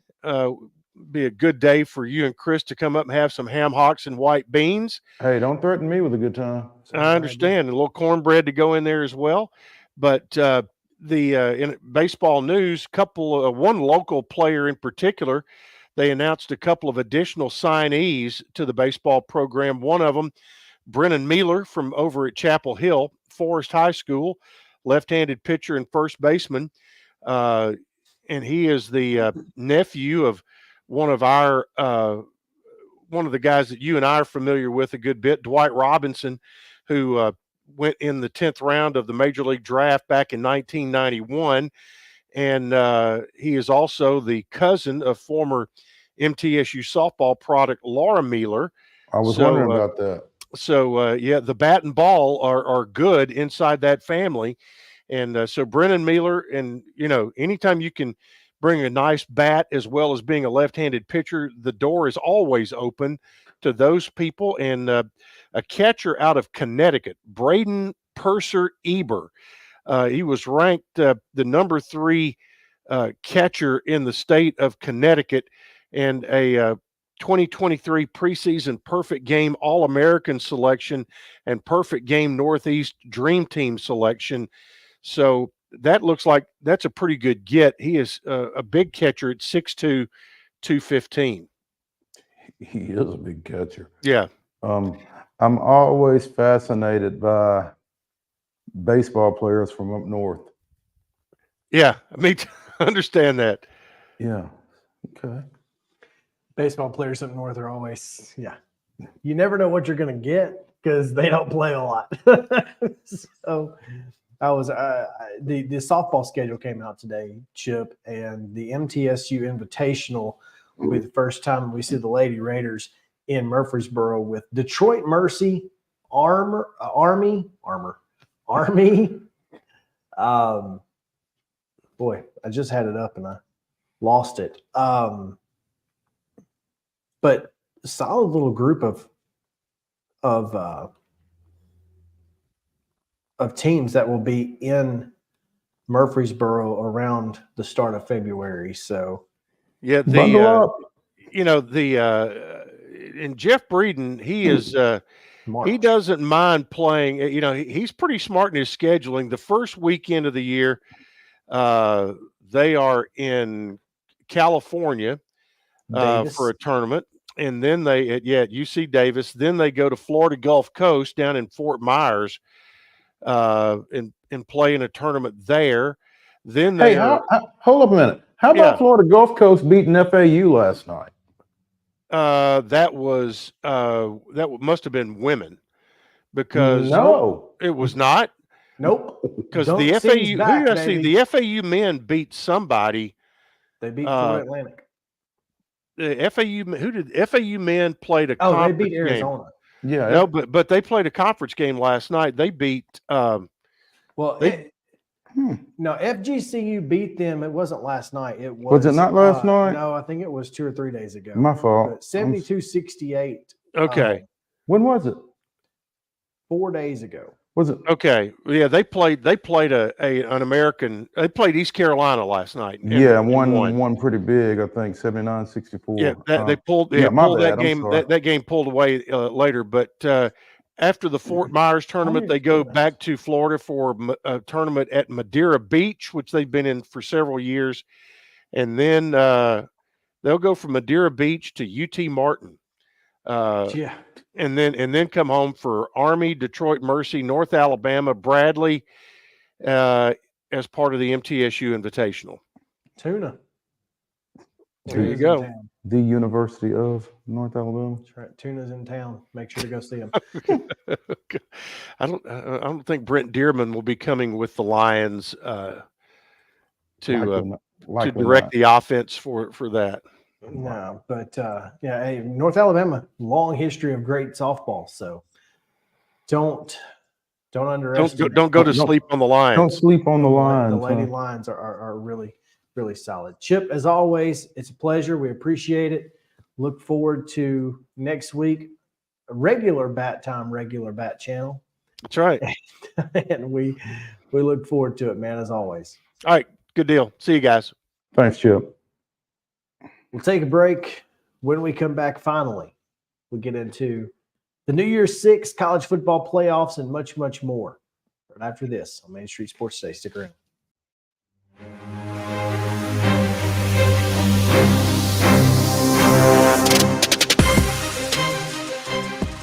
Mid-Tennessee Bone and Joint treats your orthopedic injuries and existing conditions. Our trained physicians will get you back in the game faster. Contact us at 931-381-2663 or www.mtbj.net. With Lee Company technology, the best handymen are hands-off. Lee Company techs have been using visual findings and other smart technology tools for years to add transparency and virtually take customers along. You see what we see, whether we're in a crawl space or on a roof. With Lee Company, technology helps us help you, no matter what's happening in the world or at your house. Jones & Lang Sporting Goods here in Columbia has been outfitting teams, officials, and anybody else from T-ball to college for 50-plus years. Be sure and check them out at 931-388-8060 or online at jonesandlang.com. Jones & Lang Sporting Goods, the look of a winner. Zion Christian Academy, zioneagles.org or 931-388-5731. You can schedule your appointment. Go tour their campus. It is beautiful over there, and you're definitely going to want to see it. Again, it's zioneagles.org. Give them a call, 931-388-5731, and schedule your tour today. Custom Stone Handlers supplies over 600 distributors and suppliers with quality stone products. Along with River Stone, we produce and distribute over 100 building, landscape, and other bulk products. Our goal is to provide quality products, service, and partnerships to ensure our customers' success. We firmly believe that the measure of any person or company is how they treat other people and customers. Give them a call at 931-490-4990 or visit CustomStonehandlers.com. A game without a crowd is just a scrimmage. A performance without an audience is just a rehearsal. Without your presence, high school sports and the performing arts aren't possible. Ensure that these essential extracurricular activities continue to enrich the lives of students in Tennessee. Purchase a ticket to your local high school's game or performance. This message presented by the TSSAA. Mid-Tennessee Bone and Joint has been the official sports medicine provider for Murray County Schools for more than 40 years. We specialize in orthopedic service, and our Ortho Quick Walk-In Clinic lets you bypass the ER. Visit us online at www.mtbj.net.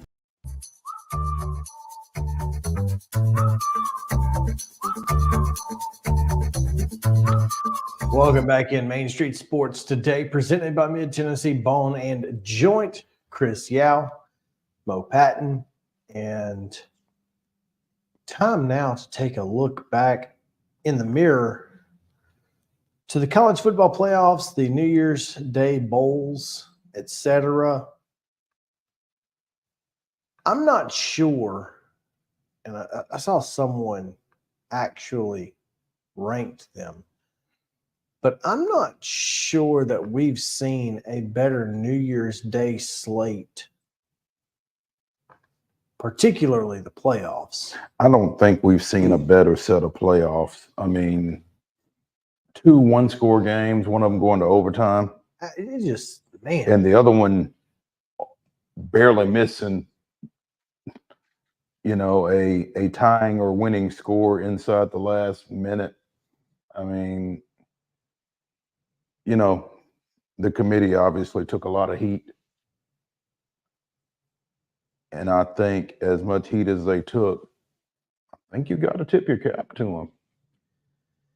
Yeah, I mean, I don't know that you could have come up with a better semifinal round, then what you got? The simple fact is this: Florida State without Jordan Travis does not take Michigan to overtime. They just don't. With Jordan Travis, I think they're a top 4 team, right? But if you watched that game and saw how disoriented Jalen Milroe was, well, I don't think Tate Rodemaker was going to fare much better. And so, well, he may have, had he gotten better play from the guy that he was getting the ball from. Well, Jalen Milroe had some unfortunate issues that had nothing to do with him. But he also had some unfortunate issues that did have to do with him. And I see what you're saying. I don't disagree with what you're saying. I'm not ready to put it all on Jalen Milroe. No, what I'm saying is Michigan's defense proved that they are the best defense in the country. All right. Michigan's defense proved that, and again, my point is not that Jalen Milroe was bad. My point is that Tate Rodemaker would have been worse. That's all I'm saying in that scenario. What I think was most impressive to me, and I mean, just the simple fact that after the Iowa-Tennessee game, I was so convinced that Alabama was going to run all over Michigan. I thought, if this is the best defense in the Big Ten, then Michigan cannot be very good. Turns out they are. Mm-hmm. Now, Jalen Milroe, the fumble in the fourth quarter, Mm-hmm. if he flips that ball out to the edge on that RPO, Mm-hmm. it's over. That dude's going to the house. Right. And next thing you know, we're talking about Alabama being in the national championship game again. And all of this.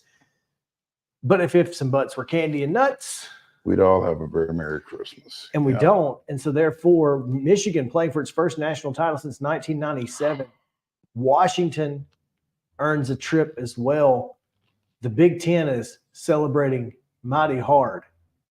Yeah. Yeah. Because they just beat 2 SEC schools. Yep. Now, I made a comment on Twitter. Say what you want about the NIL and the transfer portal, but we have 2 schools who have not even sniffed the championship game in their previous college football playoff appearances, now playing for a national title. To some degree, that has to show you that the state of college football that we live in is working the way that it was intended to some degree. And that was to create parity.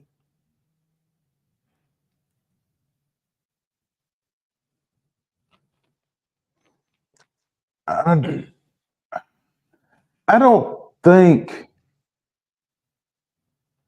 NIL and I don't think the transfer portal were designed to create parity. I think parity has come about as a result of NIL and the transfer portal, because I don't think the decision makers are that forward thinking.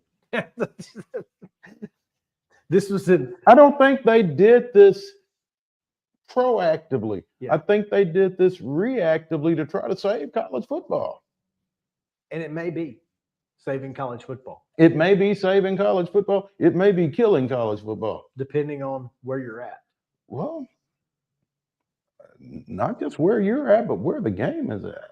I mean, because you look at what's going on down at Ole Miss. I don't know. Yeah. And I mean, I'm not trying to cast any aspersions on anybody.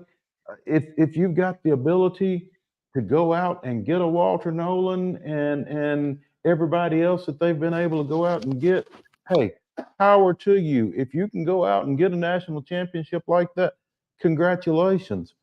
But the greater good of college football, and I'm not trying to be that get off my lawn guy. I'm just looking at it and I'm telling you something, and I'm for the players. I want the players to have that freedom of movement. I want the players to get paid. But I think things have swung so far in the other direction that, MTSU is going to become a farm system for somebody. Jacoby Thomas goes and plays 2 great years at middle, just like when we talked about Laura Miller. You're going to have maybe 20 to 25 teams, which kind of spits in the face of your parity thing. Yeah, but I think I would rather have 20 teams capable of winning a national championship than the 7 we've had over the last 10 years. You know what I mean? I guess it is an improvement, just numerically speaking. But I mean, yeah, it's going to be interesting to watch. It's going to be fascinating to watch where we go from here, especially with the 12-team playoff next year. Well, the Ole Miss situation that you mentioned, you could always say, though, they can always end up like Texas A&M, who had the most expensive recruiting class in history and did absolutely nothing with it. So, well, what they did with it, and I saw this tweet a couple of days ago. What they did with it was probably keep somebody else from winning it. Yeah. Because by being able to bring all those guys on one campus, they kept a couple from going to Georgia, kept a couple from going to Alabama, kept a couple from going to Texas. Maybe that's why there was so much parity. Right? Maybe Texas A&M created the parity because they had everybody. Well, because Alabama was probably 1 or 2 playmakers short of winning a national title. They don't have a game breaker wide receiver like Jerry Jeudy, or when they had Jalen Waddle, or guys that could make those plays. Devontae Smith. They didn't have that breakout wide receiver. I don't even know if I could name a wide receiver on their team right now. Jermaine Burton, like that's it. And I remember him for something other than catching footballs. Right. So I remember him for throwing, not catching, and punches, not footballs. Not footballs. Yeah. But the way that this weekend worked out was, it was probably the most fun I've had watching football from dawn to dusk or dawn to midnight. Yeah. In a long time. Now, obviously, I enjoyed the Tennessee game because it was a 35-0 beatdown of Iowa. I enjoyed that. Mm-hmm. But the two games, that were in the playoffs, just fantastic. Here's a question I have. Mm-hmm. If there had been a 12-team playoff, would Oregon have made the semifinals? Based off what we know right now.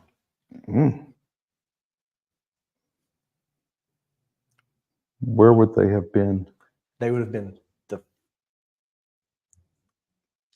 not 5, 6, 7. What were they? 8? So they would have played. They would have played a home game. They would have played a home game against the 9, and that means they would have played Missouri and then Michigan. So they would have played at home against Missouri, and then they would have played Michigan in the quarterfinals. In a bowl game somewhere. Mm-hmm. I don't know if they beat Missouri. Well, I don't know. Missouri did not look great. I mean, I didn't watch much of that game. Maybe Ohio State. Who am I kidding? I didn't watch any of that game. But, I mean, them beating Ohio State. It was 14-3, though. Now, I will say, defensively, they look great. Mm-hmm. I would have hoped for more from their offense. I don't know that Missouri defensively would have matched up with Oregon and their speed quite as well as they did Ohio State. Oregon. But I don't know that. 6 points is their losses. Both of those losses to Washington. that Michigan defense, though, that you just spoke It's to. been really, really impressive to watch. Yeah. But I don't think you can't say that Oregon's probably one of the probably one of the top 4 or 5 teams in the country. Or 4 or 5, though. That makes when you ask if they're going to make the semifinals. I mean, are they one of the top 4 or one of the top 5? Makes a difference. It just it obviously depends on and who knows if they're ranked 8th in a 12-team playoff. They might have been ranked somewhere else. You don't know. They might have been 7th because who knows? Yeah. But it's an interesting. I mean, based off what we saw, I think Oregon is probably a top 5 team. Based off of Washington beating Texas and the transitive property of Washington, Texas, Alabama. I mean, it's really an interesting. What are you going to do with Georgia, though? I think Georgia's a top 4 team too. I think I think you've got more teams than you've got spots, which is what the committee's problem was. That was exactly what it was. But that's what I can't wait to see. In a 12-team playoff, yeah. It's going to be – this year would have been chef's kiss outside of the group of 5, which had no real team worth. Yeah. Kind of feel bad for Liberty. They were put into a bad situation. And, if they had played a Missouri or an Ohio State or, you don't know what necessarily would have come out.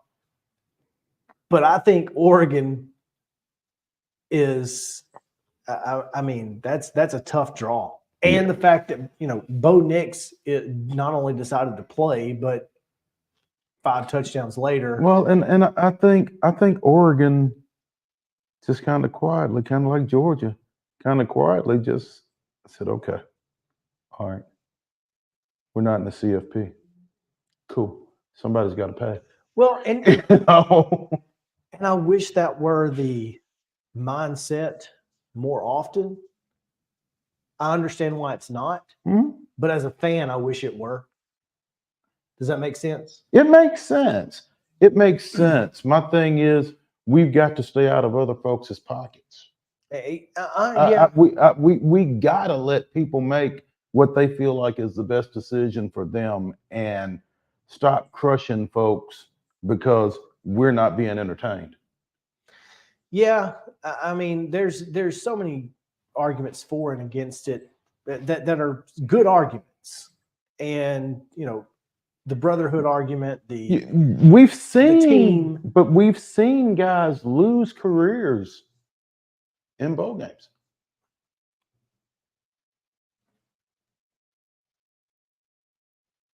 We've also seen guys tear their ACL, MCL, and PCLs and have 15-year NFL careers. Willis McGahee.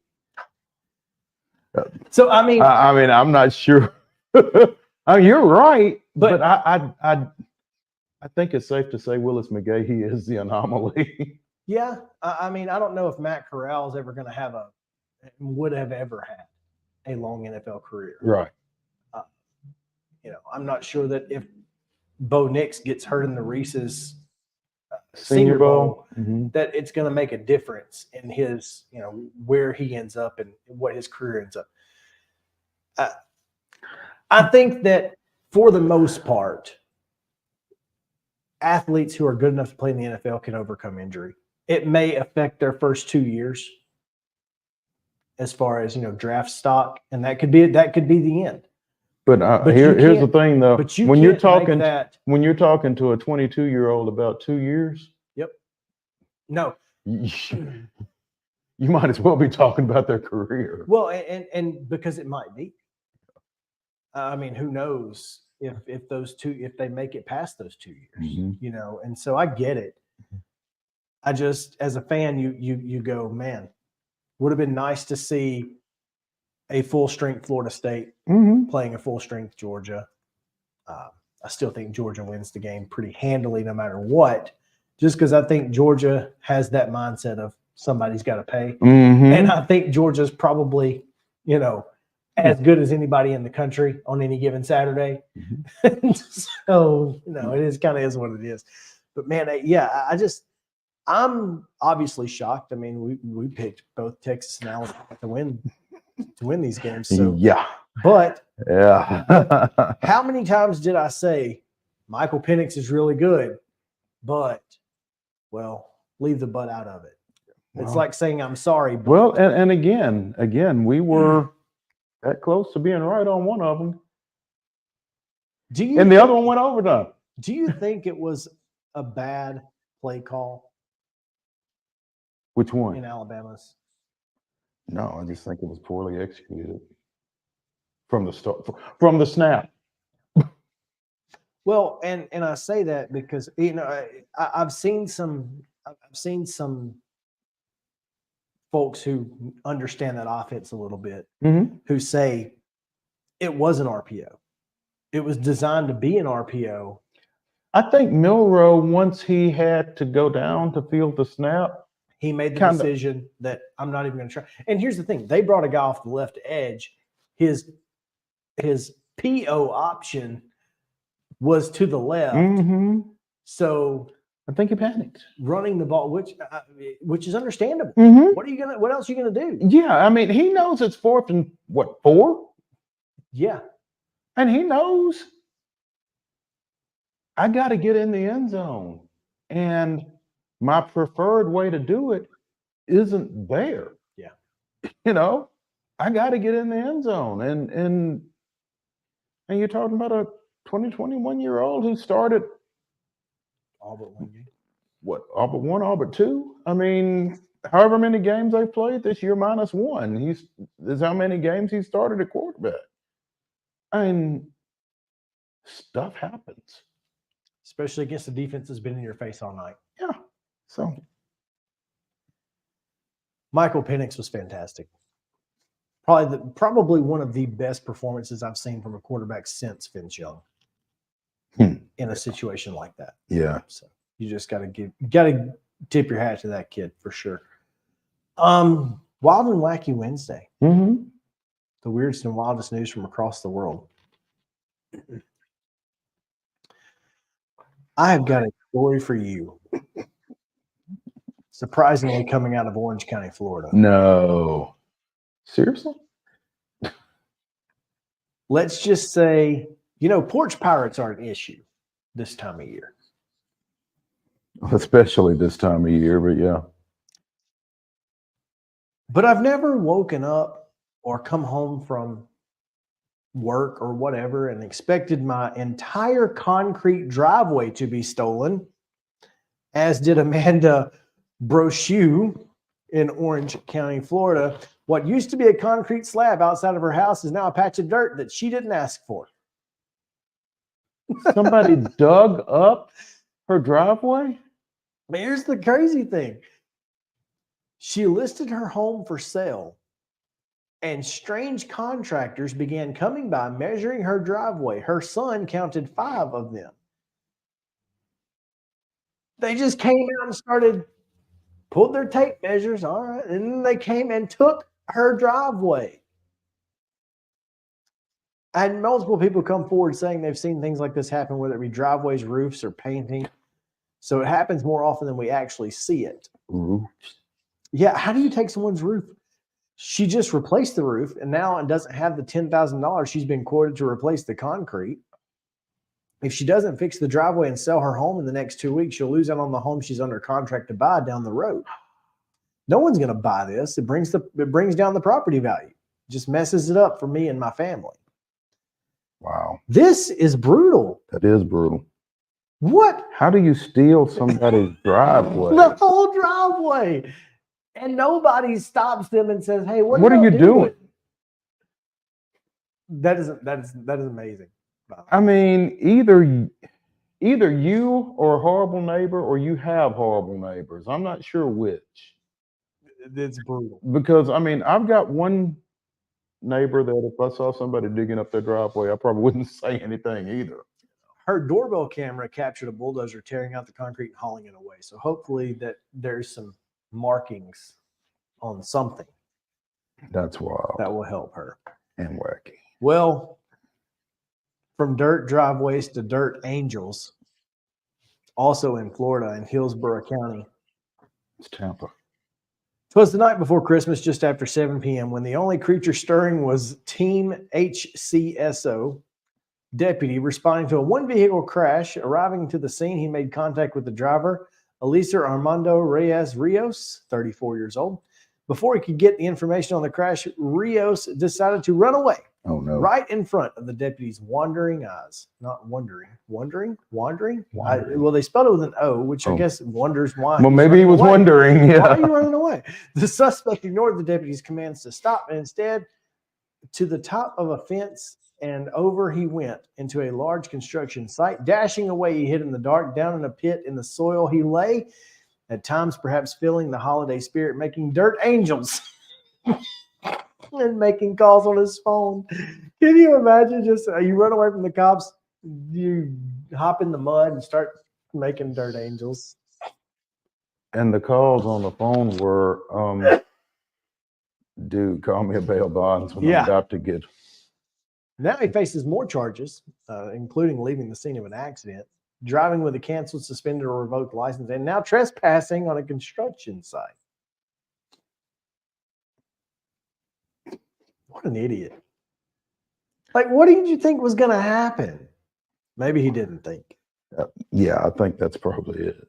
So, well, let's stay in Florida. We got time for one more. All right. I would like to first say that we need to stop making the McDonald's coffee lady the face of frivolous lawsuits. You got another one or something? Well, I actually looked up some of the details of that case. This woman had third-degree burns. Okay. From the coffee. Okay. That she spilled on herself. Yeah. But what purpose does coffee need to be? Third-degree burns? Third-degree burns? Skin grafts? Like, come on, man. Anyway, I don't think it's as frivolous as we have made it out to be, is all I'm saying. We know coffee's hot, but it shouldn't be that hot. Ain't no coffee should be that hot. How do you drink coffee that gives you third-degree burns? You let it cool off in the cup. Why? Ideally. I would like to drink my coffee, not look at it. Anyway. Here's the new lady. Mm-hmm. Oh, the new face of frivolous lawsuits, huh? A woman in Tampa Bay seeking class action status for a lawsuit against the Hershey Company after packaging for its peanut butter pumpkins left a sour taste in her mouth. Cynthia Kelly filed the complaint in federal court Thursday, accusing the company of falsely representing some of its Reese's peanut butter products because the pumpkin does not have a face on it as depicted on the wrapper.